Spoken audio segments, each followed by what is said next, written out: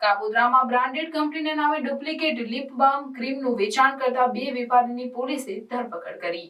સુરતના કાપોદ્રા વિસ્તારમાં નકલી ઉત્પાદનો પર મોટી કાર્યવાહી કરતા પોલીસે બ્રાન્ડેડ કંપનીના નામે ડુપ્લિકેટ લિપ બામ ક્રીમનું વેચાણ કરતા 2 વેપારીઓની ધરપકડ કરી છે। ગ્રાહકો દ્વારા ઉત્પાદનોની ગુણવત્તામાં વિસંગતતા નોંધાવાના ફરિયાદો બાદ આ ઓપરેશન હાથ ધરવામાં આવ્યું।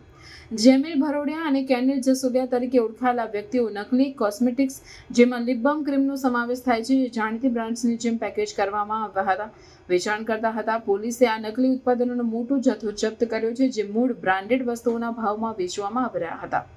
તપાસમાં ખુલ્યું કે વેપારીઓ મુંબઈમાંથી કાચા માલની ખરીદી કરી રહ્યા હતા અને મૂળ બ્રાન્ડ્સની જેમ દેખાતા પેકેજિંગનો ઉપયોગ કરી રહ્યા હતા। આ ભ્રામક પ્રથા માત્ર ગ્રાહકોને ગેરમાર્ગે દોરતી નથી પરંતુ નકલી ઉત્પાદનોની અજાણી ગુણવત્તા અને સલામતીને કારણે સંભવિત આરોગ્ય જોખમો પણ ઊભા કરે છે।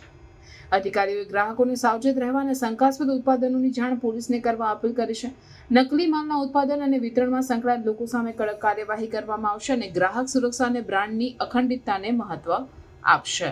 કેટલાક વ્યક્તિઓ નિવિયા કંપનીની અલગ અલગ બ્રાન્ડની વસ્તુઓ ડુપ્લિકેટ માર્કા હેઠળ વેચાણ કરી રહેલ છે, જે અનુસંધાને કાપોદ્રા પોલીસ સ્ટેશન દ્વારા બંદોબસ્ત આપવામાં આવેલ અને અલગ અલગ નિવિયા કંપનીની બોટલો નંગ 790 કુલ કિંમત ₹1,57,210નો મુદ્દામાલ કબજે કરવામાં આવેલ છે અને કોપીરાઇટ એક્ટની વિવિધ કલમો હેઠળ ગુનો રજીસ્ટર કરવામાં આવેલ છે।